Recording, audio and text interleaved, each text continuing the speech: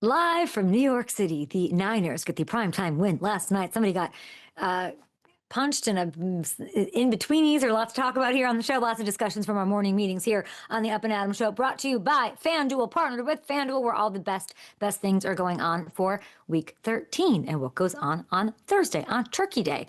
Lots of games to choose from there, so we'll get into some things.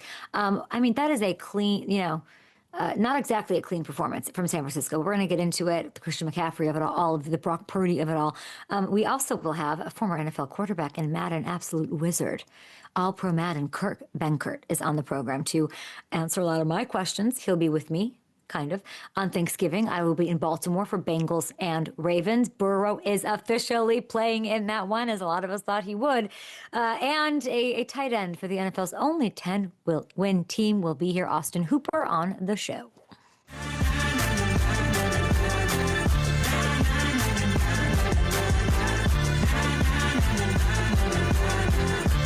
Big win for the Niners. Matthew Hamilton joining me. We do have Benkert on the show. Austin Hooper will be here as well. I'm excited to talk to both of those gentlemen and gather their expertise. And FanDuel will be really fun. Are we dabbling in a little? There's a PBT potentially on the docket here. Not for Thursday, maybe for Thursday, but as far as we know, there's a big thing on Saturday.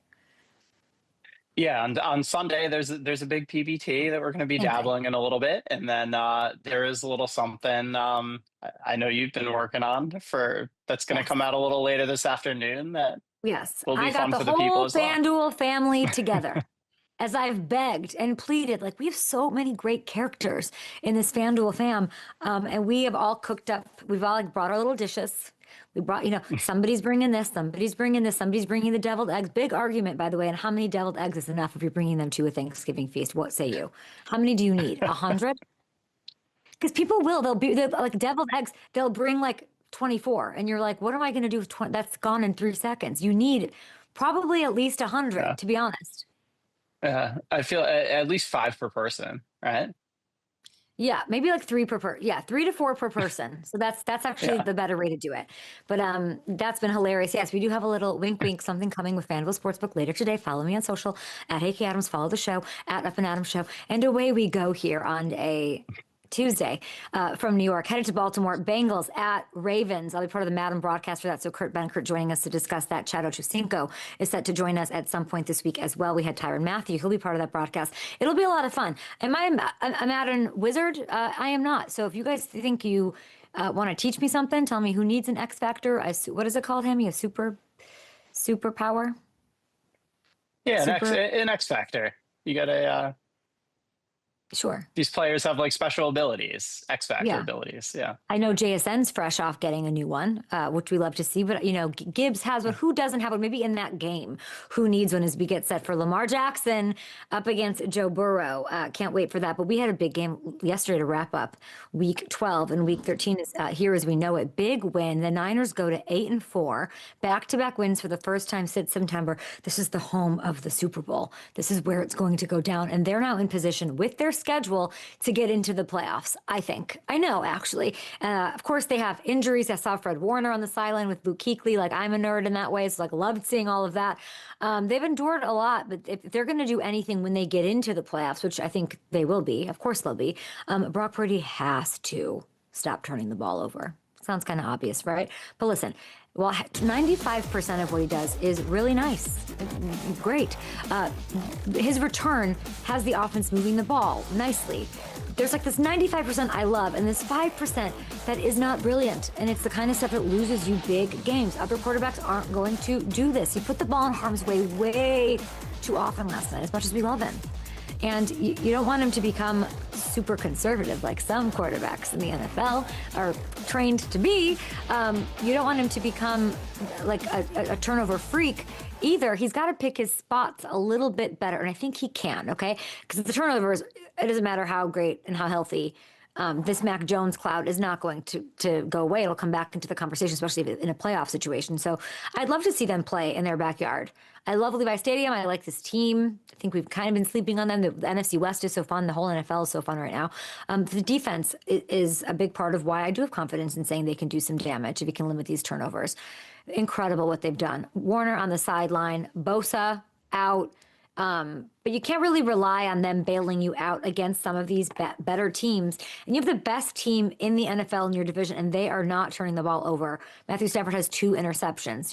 It's easy math here. So that's like my like lame brain, obvious, trite, if you will, takeaway. Like everyone has, whatever. I don't want to, what the real takeaway here for me is you don't want to diminish what the Niners have done. They did control this game from start to finish. They moved the ball up and down the field at will. It's nice to see. It's a good conflict. Stats out here. Better not have too many bad things to say about this team because they're 27-8 in games where you've got Brock, you've got CMC, and you've got Kittle playing together. Okay, if you got great chance that you're coming out with a win if you have all of them. And Christian McCaffrey is somehow not being talked about enough right now, even for him. He's leading the league in total yards. Leading the league in total yards. He's on track to be the first player in NFL history to finish top 10 in both rushing and receiving yards in the same season. He's leading the NFL in receptions, and he's third with 12 touchdowns on the year. And while Matthew Stafford is still very much the clear-cut MVP right now, just look at these numbers. Tell me CMC doesn't at least belong in the conversation, especially with the way that he has somehow done this with a revolving door of quarterbacks. Okay, like we don't know who you're quite getting, but whoever's in there is best friends with Christian McCaffrey, which we love. He's carried this team, all of the injuries they've had on both sides of the ball, which we just talked about. Christian McCaffrey needs to be getting MVP odds that are better than plus 50,000. What is wrong with the world? Plus 50,000 is insane. It doesn't really make sense, given all that. FanDuel, I love you. I love you. I love that we're doing together. But overlords, sleep at the wheel, wanting to give great value. I don't know. Should he not be right up there with Jonathan Taylor? Jonathan Taylor's tied at third at plus 2,000. And you can get Christian McCaffrey MVP odds at plus 50,000 right now. What? Someone explain that to me at an Adam show. Explain it in the YouTube chat. Explain it wherever you like. Hit me up on Threads. We're all over the place. Okay, this is a short week, so we're going to show you guys the slate. Here it is, week 13. Let me set the Thanksgiving table for you. Lots of deviled eggs, maybe some macaroni and cheese, some pierogi in my house at least. This Thanksgiving lineup is amazing. Lions 2.5-point favorites at home against the Packers. Winner of that one moves back into first place in the North if the Bears fall to the Eagles on that Andrew Whitworth included NFL prime game between Philly and Chicago. Philly 7-point faves there. The Chiefs 3-point faves at Dallas. Basically a playoff game for both teams at this point. And Burrow officially making his return in the nightcap in Baltimore. Yes, I'll be in the building as part of the EA Madden cast on Peacock exclusively. So yes, enjoy the full Tarico Sunday night treatment, but also, one of those tablets on your phone. Have my game up. Have the game that we're doing on Peacock. And that I'll be, trying to run around a turkey with his head cut off named Chad Johnson, who'll be running around and doing whatever he wants. It'll be great to be part of balancing him out, which I love. Okay, let's see. Joe's toe issue, don't know. I know he's playing. I don't know if he should. We talked about that with Whitworth yesterday. And by the way, yes, we are going to have something special for Thanksgiving from FanDuel to you, from the whole family coming up. Okay, we also have, if you look at that slate, the Vikings at Seahawks. So fun. Sam Darnold revenge game. Perfect. Seattle's favored by 10.5. JJ McCarthy. Hope he's feeling okay. He's in concussion protocol. I do want to talk about these Vikings here for a second because this season has sadly, tragically, and some might say foreseeably been unfortunate for them. It has been taken away from them. It has slipped out of their paws. What I said before the season hath manifested here. If you are going to let J.J. McCarthy inherit the earth, a winner, somebody who has a good track record, somebody who you clearly believed in, he had to be better than what you'd be getting from Aaron Rodgers this year. That was the easy math of it. My take was this team better go to a Super Bowl because you have a Super Bowl caliber roster and you are, and maybe there's more points to this and more layers and, layers of critical thinking that have to come between this. But at the baseline, when you distill it in the test tubes in your 9th grade chemistry class, it is Super Bowl caliber team, offense, defense, ready to go, best wide receiver in the game, coach, all of that. And the quarterback you're choosing is J.J. McCarthy over Aaron Rodgers. I believe, they could have had Aaron. And let's not waste it in this window. So if you better go to the Super Bowl to make this make sense. And that has not been the case with JJ this year. so far. And to compound it, it seems like he probably would have been served pretty well, getting the chance to like steep in the Aaron Rodgers-ness of it all in a time where Aaron Rodgers' window is small. I don't know. You hear about the work they're trying to do with the mechanics of JJ McCarthy. It sounds like that development maybe would have made sense a little bit in a window where I think the Vikings could have gone for it. And it's hard to make all these, physical changes while mentally preparing for NFL football, dealing with adversity, dealing with injuries. And I want to make it clear, I'm in on JJ, as we all know. He is a winner. He told me I believe in him. I know that the team believes in him, as they showed us with the moves that they did not make. But the guy started 6 career games, and we've seen at the quarterback position in this league what we have seen in the different narratives that you can write and build on. We can't write him off. I'm definitely not doing that. I'm talking about this year, as I talked about in the preseason. This is your Super Bowl window right now. This is your time to strike. Is it? It's JJ? Okay, I'm in. But it hasn't been. And the Vikings, did the Vikings make a mistake? Question mark. It looked like it was, you could see it a mile away with the decision making. And I love this team, and I think they'll be good with JJ. I don't quite know where they go from here right now. You have to hope that JJ can develop the rest of the season, get more reps into the off season. I do think he has it in him. I believe in that because I just trust. I think it's a great leadership, great organization there, great roster. But it feels like that injury during his rookie year, I guess the question I have, like, how much did that set him back? And now the rookie contract window, the time to strike, we're at halfway. We're at halftime. It's halfway gone. And the Vikings are in no man's land. So it's a bit of a woof. We're going to take a short break here. I think we have Kurt Benkert joining us, former NFL quarterback, Madden wizard. He'll be on the Madden cast with EA. He's on the show, and so is Austin Hooper. We're going live in Missouri in December. So much fun to talk about here on Up and Adams with FanDuel. Hey, Kurt's here. Kurt's always here to make me smarter. Hamilton, is that harsh? Here's what people maybe don't understand. And I'm going to just foresee how this is going to go over.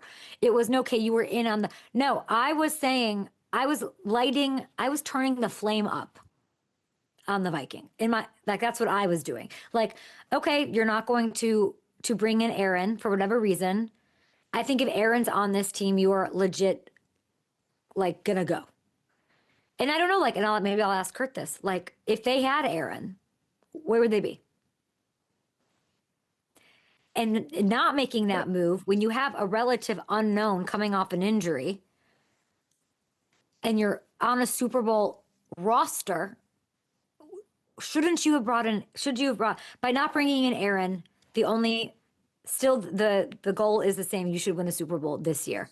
And if you don't, everyone will be saying you should have brought in Aaron. And I think that's where we are. And I wonder how Vikings fans feel about that. Yeah.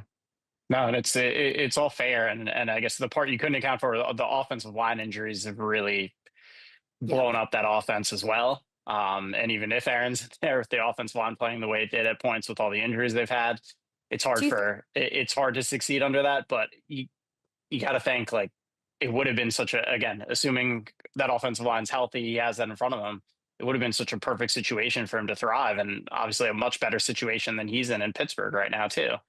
How does the Sam Darnold fit into all of this as far as like the, Monday morning quarterback of like decision GMing? Like, yeah, it's tough because yes, they obviously could have kept him too. The way that ended, it's hard to go back. We can look in hindsight and say they should have kept him. The way that ended, I don't think there was anybody that, that was campaigning for him to stay in Minnesota at that point, right? They would be like better if you think about now. where we were. Yeah. I mean, if you could go Bill and Ted's phone booth and go back now, you would. But that's the Sam Darnold thing. What do you believe? Do you believe that you would have had a fun regular season and been extra heartbroken? Better to have loved and lost but not have loved it all? Like, that's the vibe. What's your pain tolerance as a fan base? If you believe that he can't win these big games. Yeah. But we've had enough people say that it's not a thing. But there's so much evidence that the big game thing is a thing. I hope he slays that dragon. Oh my gosh, there's like very few people I'm rooting for more than Sam in the playoffs. It's hard. Yeah. Like to go against the Rams at some point and just like have his day. I just don't. I Yeah. don't know. I can't Yeah. believe that there's like a meltdown in these pumpkin emo. It's hard for me to that there's too much evidence to the contrary. It's tough. What a question. Here we go. We got the stand up. See how Versus standing up over the center, just gonna dog walk him back. That's the best thing that Baker can do. Oh no, interception. Picks. Potential pick 6. Let's go. Get out of there. Do it to him. Yeah, I like that kid, man. You called it, man.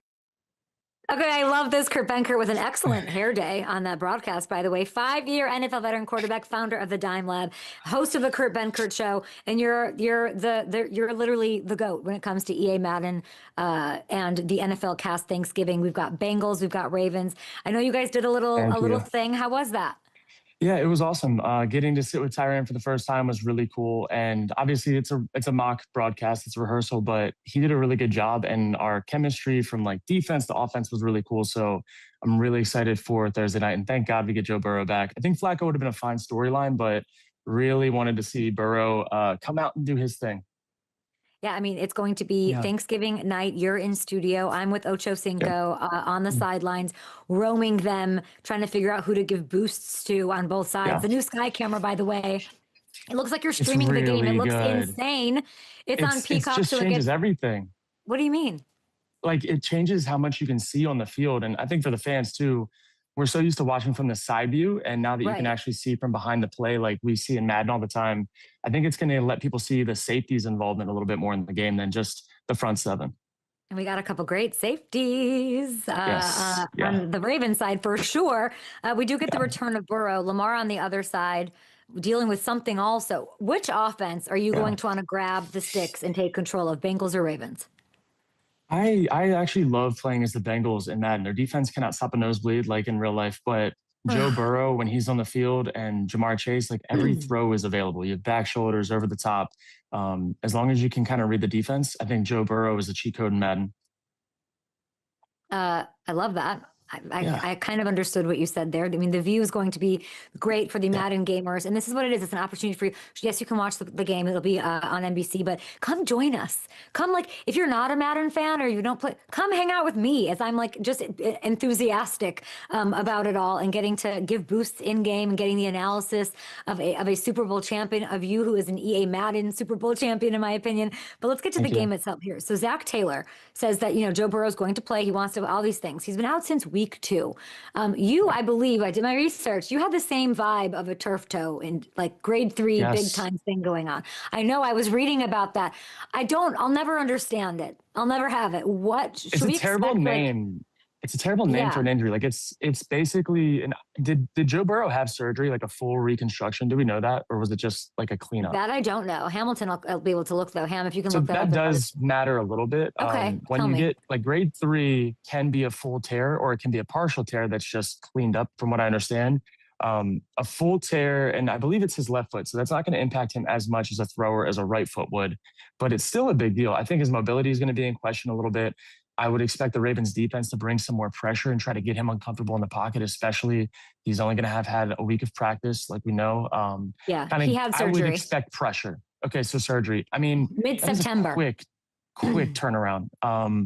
And we know that he can win from the pocket, but he does use his legs to extend, especially with that offensive line. So I'd expect the game plan for the Ravens defense to kind of take advantage of that a little bit.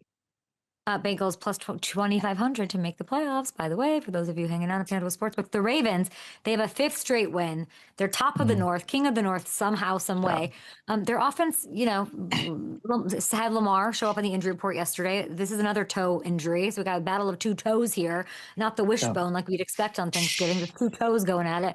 How do they get this offense going, Kurt, if the superpower of Lamar's mobility is limited? They've got to be able to run the ball in a couple weeks. No, they've got to be able to run the ball, and they have to just be able to get the quick completions in space, which again, Bengals defense, they should be able to do that. But Lamar this year, even though he hasn't been great in the scramble game, he's taken more sacks, I believe, on scramble opportunities. He scrambled the least amount he's ever had in his career up to this point. He's been really good down the field as a passer. So you get down the field shots if you can establish the run and run deep play action. And I would expect them to want to run that way, especially on a short week. Expect big play action runs and some crossing routes. Let's look at the odds in the AFC. How far can the Ravens It's go? crazy. This is crazy. What do you make of it? Oh man, I really So fun. Kurt, think it's so that fun. Denver's defense is one that like really intrigues me. I think they're really hard to play against. I'm completely writing off the Chargers. I don't think they're even going to make the playoffs at this point. I love the Chiefs at plus 550. They're a team that if they keep it a one-score game, they could go toe-to-toe with anybody. That was something Tyron was talking about the other night. They practice situational football in practice more than anywhere he's ever been, and it shows. So if you give them in close games like this last week against the Colts, they knew to bleed the clock late. They ended up going to overtime and winning the game, but I'm not sold on the Colts. I like the Bengals and the Chiefs for their value, to be honest. The Bengals? Sorry, the Broncos. Oh, I was like, get me Bengals. going on the Bengals. No, How far yeah. can do you think the rest of the AFC should be afraid of the Ravens? What's holding you back? If Lamar's fully healthy, I need to see Lamar back against the wall, healthy, able to run. Because when he's in that spot, he's the most dangerous player on the field. He's super efficient as a passer right now, but he's not like the best in that category. So if he's not fully dangerous as a runner, I don't love them because they don't have a Jamar Chase. They don't have any true wide receiver one. It's typically been all on Lamar for the most part. And if you stop Derrick Henry, they have a tough time. The Niners get a win last night. Oh, man. 3 picks. That was tough to watch. That was tough to watch. I know that you have relationships there, of course. Yeah. 3 picks in the first half is crazy. It's not going to work in the class of the NFC, not even in their division, when you have Matthew Stafford being as adverse to throwing interceptions as I've ever seen anyone. Why? Can you explain to me? And you were with him his first year, but why are these interceptions happening at such a high rate for him? If you just watch the ball come out of his hand, especially across the middle, like the middle is a dangerous place to throw. So if you're missing like late behind guys or over top of guys in the middle of the field, every single one of these throws didn't have like a great velocity on it. And that's not really his game. He knows it's not his game. They know it's not his game. But when you watch Mac Jones in that offense, that is Mac Jones' game. And I think the offense looked better besides last week. The offense looked better, in my opinion, when Mac Jones was playing, only because he's like a true Shanahan-style quarterback. From the pocket, can deliver anywhere, flat-footed, guys in his face, doesn't matter. Brock brings more in the scramble game, but I don't love what I saw. I know that he wasn't happy with his performance. I'm not using this to just tear down Brock, but that's not his game. So I don't think that they can ask him to have that be his game. He was late across the middle, throwing behind people. It just didn't look good. Brock wasn't turning it over at this kind of rate in 2022 when you were there. No, he wasn't. No, he wasn't. And I think I don't know if they're just asking him to do too much across the middle, or if he wasn't. In my opinion, he's coming back from a toe again, another turf toe injury. He wasn't scrambling as much as he used to. There were times where if it was an iffy throw, he would run. Where now, if it's an iffy throw, he's still going to throw it because he's not fully mobile. So that's from the outside looking at it. Again, I'm not in the quarterback room right now, but it looks like he was just saying, F it, I'm going to throw it regardless, instead of old him with it's not perfect, I'm going to take off because I know I can get 15. Yeah, but like that first interception he had is a first down if he runs. Exactly. And I don't know why. I think I know why he's not doing it, but I'm not him. But the turf toe, it is a real, it feels like an Achilles injury on the bottom of your foot. That's how I would, like, it's a terrible name for an injury, but if you can't plant off your toe, and I don't know if his was right or left foot, again, for quarterbacks, that really does matter. Because as a quarterback, you're always right foot back pushing off, your left foot's just kind of there for plant. But if it's his right turf toe, which I believe it might be, that could explain a lot. Okay, very interesting. Great perspective. Love that. Let's talk about your Packers. The Packers. Yeah. Man, you were such a wild follow on Twitter when it comes to the Packers. It's like everyone go follow Benkert. I'm not even gonna ask the question. Please go on. I'm just like, I'm honest about what I see. I have no one that I care to make feel bad. I can just say what I want, which is a great place to be right now in life. But when you watch them, it looks like they play scared or play call scared early in the game until they absolutely have to turn it on. And I believe it's been like since October 19th or whatever, they haven't scored more than 14 in the first half of any game, but they've ended a lot of games over 30 points. So they've been a second half team. When I was there, we lost in the playoffs because we were very similar, and we took a bad loss to the 49ers, but we were the same way. We started slow most games, picked it up at the end, but it looks like that original top 20 to 25 game script is not working right now. And I would love to see them open it up with Jordan Love. I don't care how many receivers you have missing. I think Jordan Love, when he's asked to do things that are a little bit sketchy, actually pulls it off most of the time. He's not throwing 3 picks in the first half. Like it's not really who he is. So I think they need to just let him loose a little bit and go have their Toyota-thon thing going and get rolling. Yeah, what should the relationship be like between Jordan Love, Coach LaFleur, and the ownership of play calling? What's ideal? I think it needs to be, what does Jordan want first? And then what does LaFleur craft around what Jordan feels most confident and comfortable in? I know there was, maybe it was a year or two ago, there was a play call that was the first play of the game. Maybe it was against the Cowboys. It was one of those types of games. And LaFleur, according to reports, called him the night before the game or whatever, and was asking him if they could change the play call to a run play. Jordan said no, and they threw a bomb for either a big gain or a touchdown. And that is the dynamic. And Jordan is, in my opinion, way more Brett Favre than he is Aaron Rodgers. And LaFleur is way more conservative than a Brett Favre kind of guy. So I think that in terms of modern day football, you have to be willing to take what comes with that. Interceptions do not lead to points, but taking shots downfield can lead to big plays consistently. And you saw that with the 49ers last night. 3 interceptions, they only let up 9 points. Like, your defense has to play, and you've got a lot of money invested in defense too. So I think they've got to just let it go. They're not going to be able to tiptoe their way through the NFC in the playoffs. I don't believe that that's going to get them to a Super Bowl. Might get them a game or two, but not where they want to go. Are you sort of saying that what you're seeing is that a lack of Jordan's influence? Yeah, absolutely. Because when you're seeing a lot of the play calls too, even the passes that are completed, they're RPOs, they're design screens, they're bubbles. There's not even a chance for a big play. And there's one thing to call a deep play action pass that has a shot, but then throw a check down. But when the passes are just design check downs or runs, you don't even give yourself a chance for the big play. And I think if you saw Stafford's game the other night, he threw a couple go balls when it was press man, no safety help. I would be shocked if those weren't an audible or an adjustment, that if the guy was pressed, we take a shot. If he's off, we're going to run a hitch. Where I just am not seeing even the chance to fall into big plays right now in that offense. So we were saying, like, let him farve it up a little more? Let him farve it up a little bit. I mean, what do you have to lose? Your defense is playing lights out. Micah Parsons has been really picking it up as he's gotten more comfortable in the system. Just because Jordan might throw one more interception doesn't mean the other team's guaranteed to get 7 points. Where if you start letting him rip it more in the red zone, fair. Jordan Love, like 2 years ago, past 2 years, not just 2 years ago, but last year and the year prior, even with all the drops, Jordan Love was one of the best red zone quarterbacks in the league, especially on third down. You're not going to get there if you just hand the ball off, pass. You got to take some shots on first down and second down and try to strike, because settling for field goals in the red zone isn't going to get it done. What is this team's identity, in your opinion? And this is like an indictment, because you shouldn't be saying that going into week 13.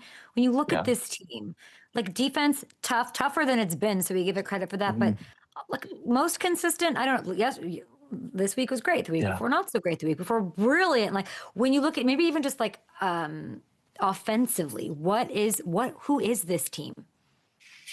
I don't think they know. I think they know who they want to be. Okay. They want to run the ball. They want to lean on their offensive line, and they want to run play action and bootlegs off of it. But that's not who they've been, in my opinion. They ran the ball decent last week, but I don't think they've been able to set everything up with the run like they'd like to. I think who they need to be is throw to set up the run.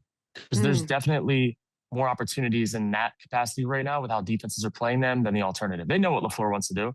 He led the league in first and second down runs the past 2 years. Like, team defensive know that. They know that a lot, and they're adjusting to it. So I think it's time to go off the reservation a little bit, but he has to let it ride.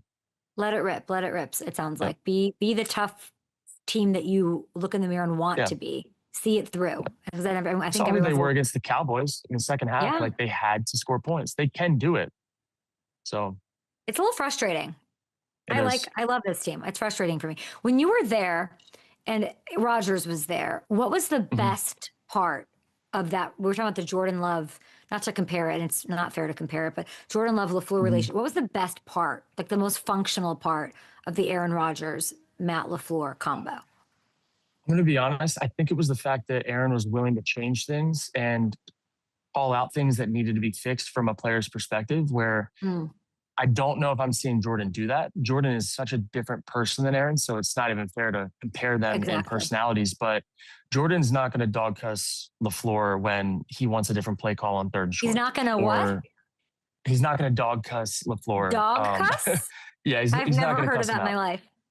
I guess maybe it's a northern term, who knows? But he's just he kind of goes with the flow. And I think that's part of what makes him so dangerous when his back's against the wall on 4th and 10 when they need to play.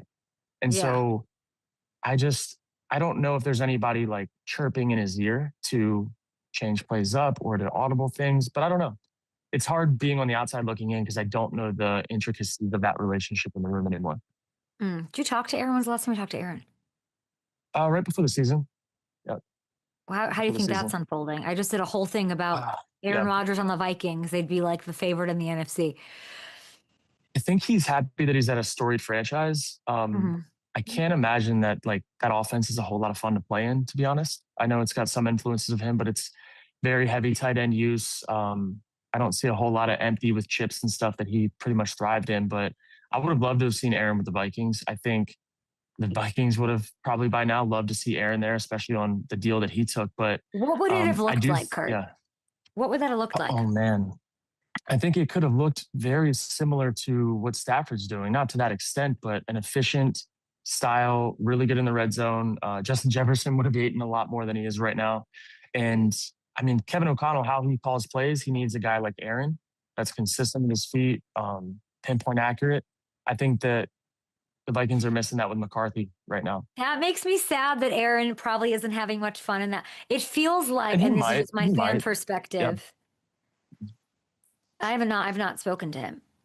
It feels like the Steelers offense wasn't ready for him, if that makes sense. Timing wise, that receiving core not ready for this push that Aaron but Vikings are. But the Steelers, it just seems, it feels that way. It's sad. It's kind of sad for me.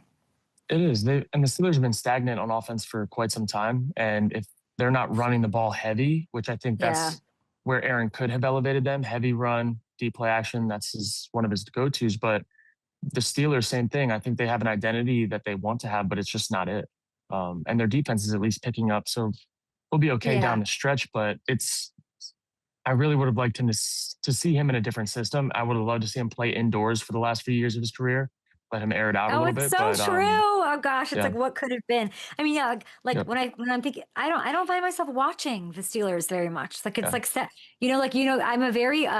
a very aware person of being where my feet are with the greatness in front of me. I'm always honestly, when I'm looking at Travis, they could be losing, it could be, but I'm this is precious moments here because I know Travis at some point will walk. I know the same thing about Aaron, but I can't get going. Three tight end sets. Yeah. DK and not much help. No feature back. It doesn't really get me going, Kurt. Yeah, I don't love the Steelers right now. I think the idea of the Steelers and their history probably drawed him there, but when you peel back those things, I think there's a lot of staleness to what they're doing. Do you think if they miss the playoffs, and I'm trying to look at where they are, they're 3.5 point underdogs at home to the Bills. That's going to be a wild game. If the Steelers don't make the playoffs, is he done? Oh man, I'd hate to see him go out like that. I mean, maybe he goes to Minnesota for his last hurrah. Who knows? But I don't know. I think there's so many quarterback needy teams right now. You're seeing it all across the league, and he's still playing at a really good level.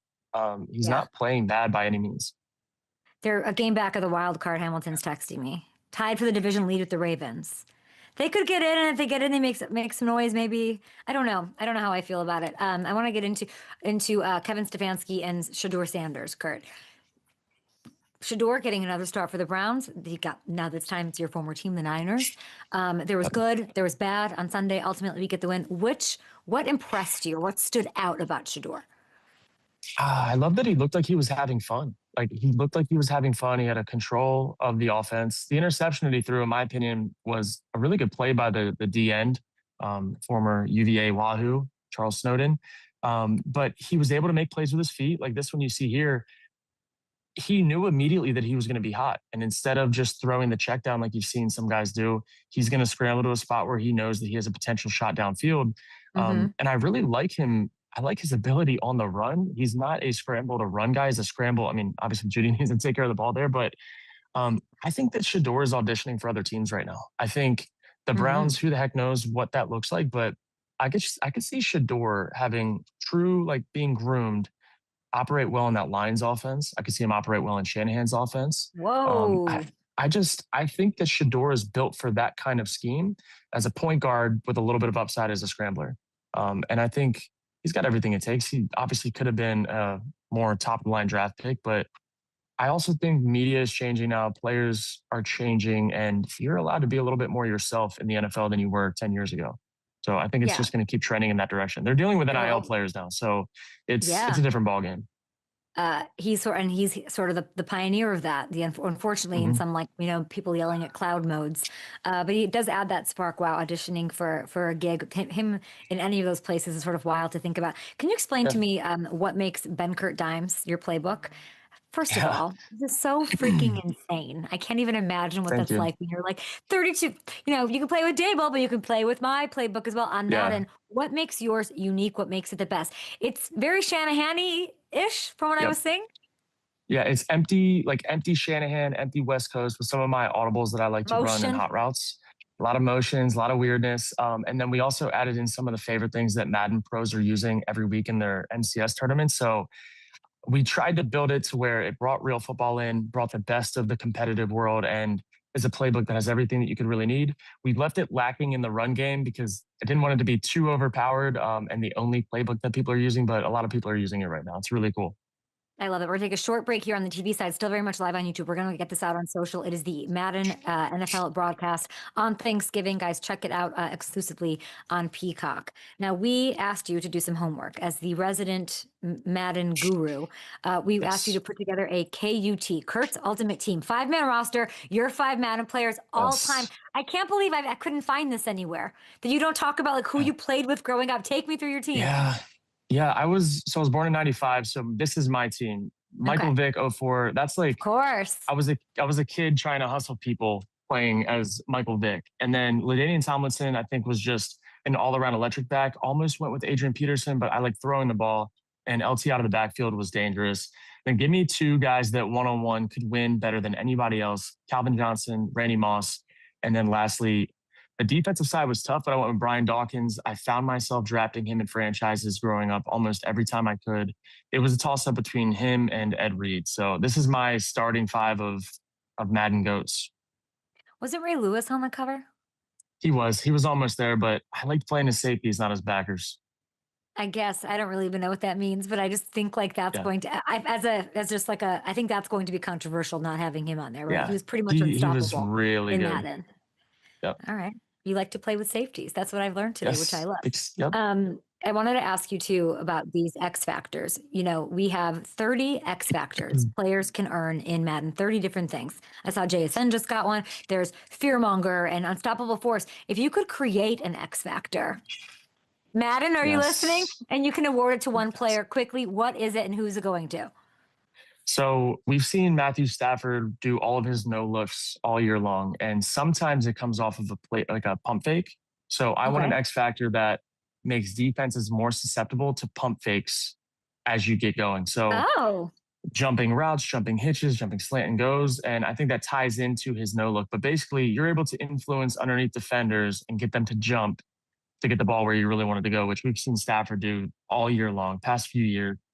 But he's playing lights out, and it would definitely be his X factor. This is such a good one. Madden, Ocho, whoever Kurt, you could probably just like send an email. I'm going to send it into the guys. We'll see you on EA Sports Madden NFL Cast, exclusively streaming on Peacock. Cincinnati Bengals, Baltimore Ravens, Thursday on Thanksgiving at 8 p.m. Eastern. It's the main coverage angle we're showing, the high sky cam. Guys, check it out with us, and I appreciate you. You're so fun to talk to because you say so much stuff. You say so much shit. It's so good. Appreciate you, Kurt. We'll see you on Thursday, my teammate. And by the way, I always knew he was going to be a freaking star. Okay. I don't know. Are we still on break? No. Are we live on TV? I don't hear anything if anybody's talking to me. Okay. I was like, he just says stuff. Like he'll just say it. I love that, Kurt. Wide open! Austin Hooper. And all alone is Austin Hooper for the touchdown. Austin Hooper with a great contested catch. And they got it for the touchdown. It's Hooper. Two-time Pro Bowl tight end. I'm very excited about this. The Patriots and Fuego in the AFC East, still fresh off their, I'm sorry, double-digit win, 10th win of the season. Austin Hooper, what has this been like? Okay, it's been a ton of fun. It's been a ton of fun. Had some few lean years, so being able to be on a team like this again has been a lot of fun. That's a great way to put it. Few lean years. That's expertly done. Great to see you. Congratulations. All the hard work, so much success so early in a rebuilding year. You know, that Bengals game, more than just another win. You became the first team to hit double digits, NFL's longest win streak, which is incredible. After everything you guys went through last season, how does it feel to be sitting atop this entire conference right now? You extend your perfect road record to 6-0. Yeah, you alluded to it. I mean, last year, like thinking, hey, going from where we were to where we are now, like, will we be there? I was like, yeah, I mean, you're always positive, but like until it's actually happens, you know what I mean? You're like, no way. But seeing the steps that we made, seeing the work that we put in, and the guys finally starting to gel together and really believe in it, it's made all the difference. What is, I mean, the big variable is the difference, kind of, right? Like that's, we can sort of point to that. At what point did it click for you that this is a team to be reckoned with? Yeah, I think Braves has done a great job in the offseason of cultivating an identity. I mean, player to player, coach to coach, coach to player, player to coach. I mean, it's been an open line of communication where everyone's pushing the same direction. It doesn't hurt when you're quarterback in year two. I mean, you got to see him really take off. So I mean, it's been a ton of fun being a part of it. Yeah, and you hear and you read and all these storylines and headlines. What's something we're not talking about with Drake May from year one to year two? What has really impressed you, Austin? I mean, really his maturity. And I know it's kind of like a boring answer, except for like the football nerds out there who like really love it. But, like seeing him, you know, year one, I mean, it's breaking news to no one. You're drinking out of a fire hose when you're a rookie quarterback in this league for a little bit until you start to settle down. Then you see him not really getting, really get in there till about halfway in the last season. So really being able to, go through that rookie year with him, seeing consistently get better and better and better, and just kind of picking up where he left off towards the end of his rookie campaign. So it's been a ton of fun watching him and playing with him. I don't feel like that's a football answer, nerd question. I want you to nerd out for me. Give me like a real specific, like what he's doing, X's and O's. Talk like so I won't understand you. With Drake's maturity from week one to week two, X's and O's style. Talk to me. Yeah, I mean, just commanding the huddle. I mean, you see him like, I said this in the off season, but like rookie year, you see naturally a little tight. Now, shoulders are down, a little more relaxed. Like, got this quiet, calm confidence that Drake has. I mean, awesome teammate, great sense of humor. We have fun out there at practice, and he demands it from his guys. So I mean, there's a way where you can still be demanding yet still be like really fun to be around. And I think he does a great job of playing between those two. And you guys clearly have great chemistry. You had this insane catch. You have to talk me through it. Week 7, you know what I'm talking about. At Tennessee, this was an absolute mossing for the ages. Talk me through this.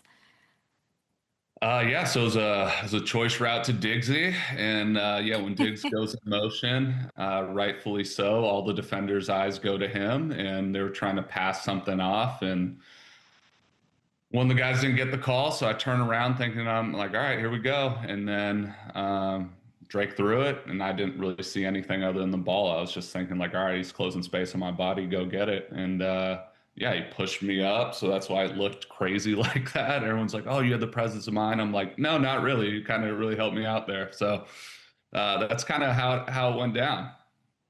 I mean, Drake doesn't quite put enough on the throw. You literally picked it up off his back, which was insane. And I like how you play it off like it's no big deal. Like it's like the most insane thing. You don't even celebrate. Why aren't you celebrating? Your Hunter Henry is celebrating for you.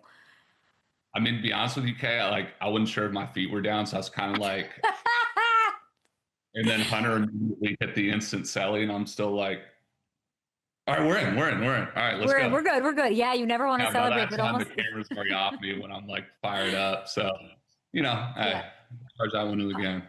Hunter Henry did the head tap celebration. Listen, these tight ends, they were like the leading receivers for this team last week. In that 2-minute drill Sunday, you were his go-to guy. I'm noticing this. I'm watching like, wow, how would you say you guys have worked on your chemistry? Is it like, do you hang out during the week? What's the you and Drake relationship like off the field?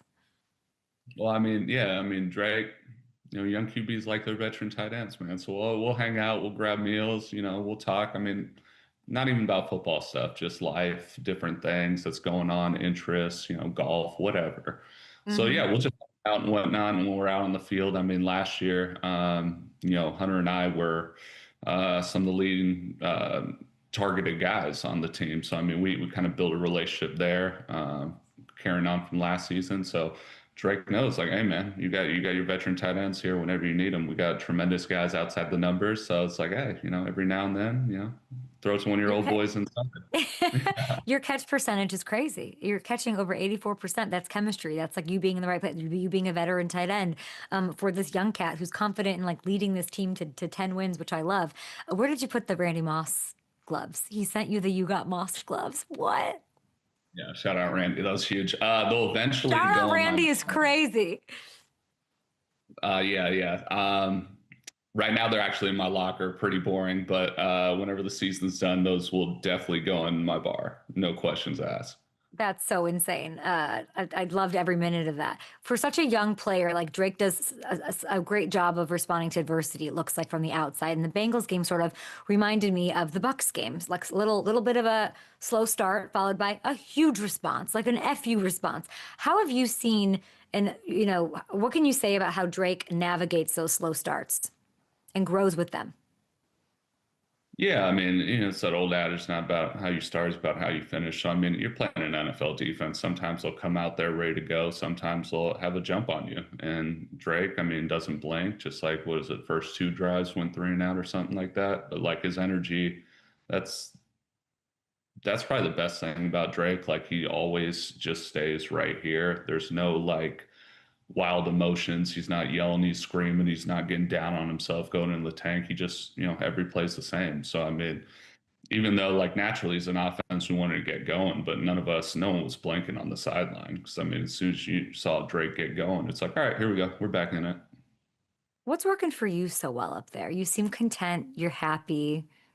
What do you like about it? Whether it's the culture or McDaniels, how he uses you? What's working for you so well up there?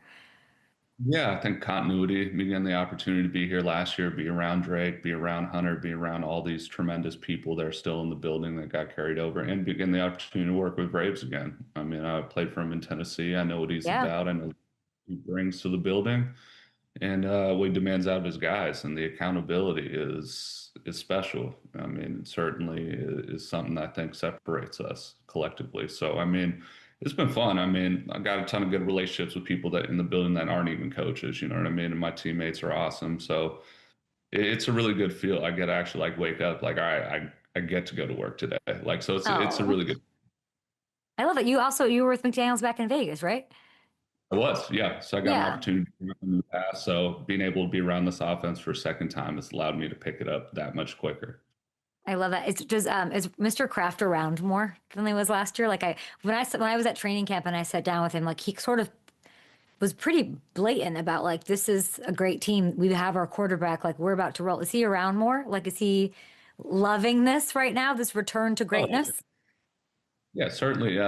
Certainly he's around. I mean, I wouldn't say he's like around way more than he was last year, but yeah, no, definitely more smiles around the building all around. That's for sure. I love that. It was very cool to see the game. I forget which game it was. Maybe it was the Bills game. Which game was it? No, it was the Gronk, whatever game Gronk was. Oh, the Jets game, where the crowd was like what I remembered. I was up there. I worked for the team, or not the team, but I covered the team like 2015, 2016, like all, the Julian Edelman Gronk days. And it was like a real home field advantage. Like it was like insane up there. People were just out of their minds for hours and hours and hours before the game. And then giving every opposing team hell. Can you like talk to the Patriot fans and what they've meant and what they bring, what they've looked like in this return to what needs to be a home field advantage for this team right now? Oh, I mean, it's huge. It's awesome. I mean, obviously I was here last year, so I've gotten like I've gotten to see the fan base, we all got to go through it together and be able to see them, everyone out there cheering, chanting, having fun, bringing the energy. It's awesome. Cause I mean, as you know, Kay, like it's my first year, like wearing a Pats uniform where it's like, oh, like Yeah. we're like the opportunity to like really be rolling. So it's been fun. I mean, appreciate them. They make it a tough place to play. Um, I'll reminisce of the days when I was a young player having to go into Gillette, and it was just like, all right, guys, like we know we're on silent. They're going to be maniacs in the stands. Like, Oh, if we don't get after them quickly, like it's going to be a long day. The crowd can actually affect you. So being on this side of it and seeing them roll, and it's like, all right, it's kind of like a cool full circle moment for me. It's like, all right, guys, keep very cool. And so much success and congrats on that. Even though you haven't played anybody, Austin. You guys haven't played anybody, What would you like to say to the people who want to downplay this team's hard work and accomplishment? Yeah, it's funny, Kay. It's like I think we're playing like a Northwest directional tech school every week. It's like, guys, that's an NFL football team. Like, what are we talking about? But I mean, you can't let it phase you.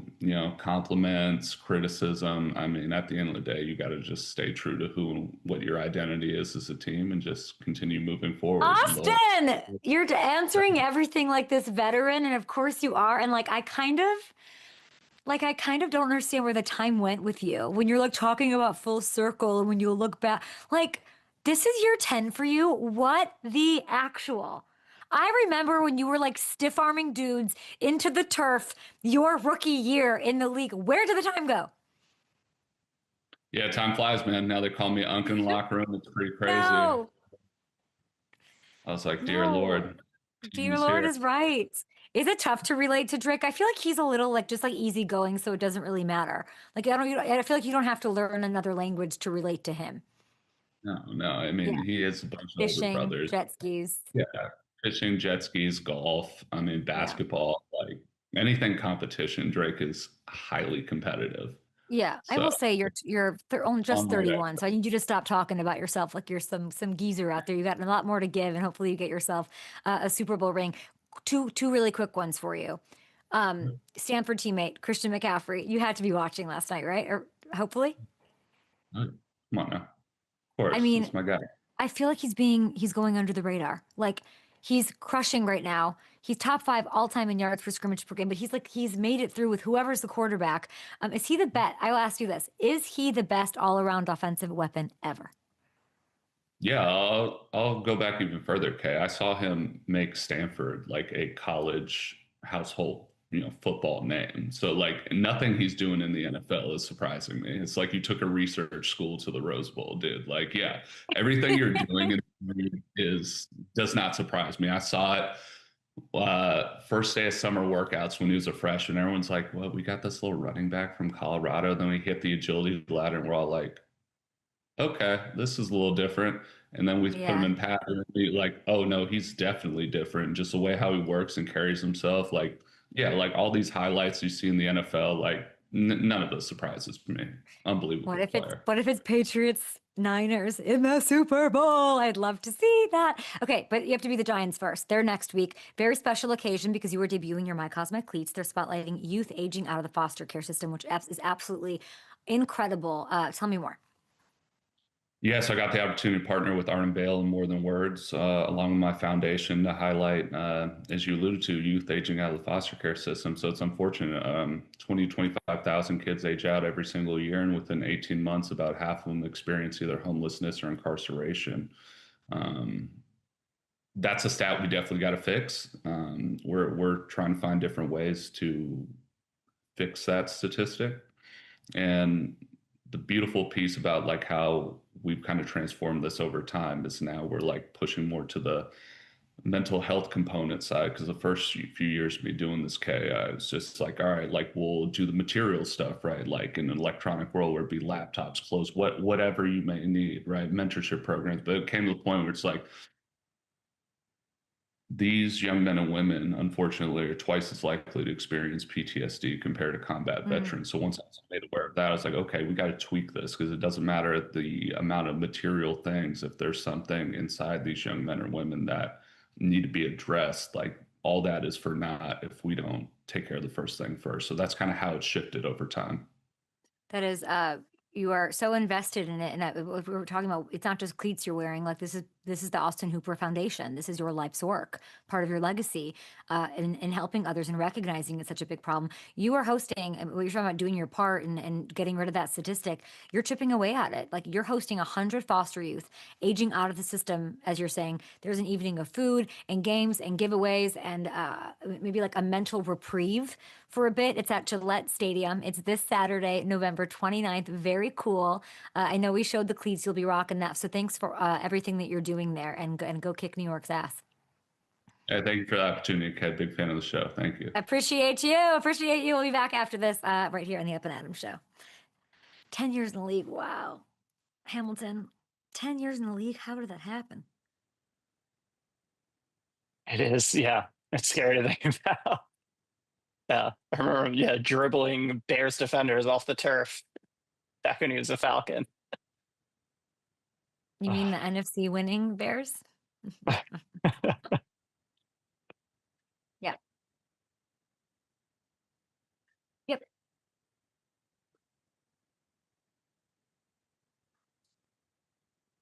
Wow. And what a Marcel show. Reed. All three? Yeah. Oh, macaroni. We got to talk about how we handle these Seth Rollins, CM Punk of it all, too. Why? You know, they don't like each other, those two. I don't know anything. Welcome back to the Evan Adams Show. We're going live in Missouri. We're launching December 1st, okay? December 1st. That is coming up right after Thanksgiving. And we have this amazing offer. If you sign up before the December 1st launch, which is right now, go do this right now, you'll get $400, not $5. You spend $5, you get $400 in bonus bets.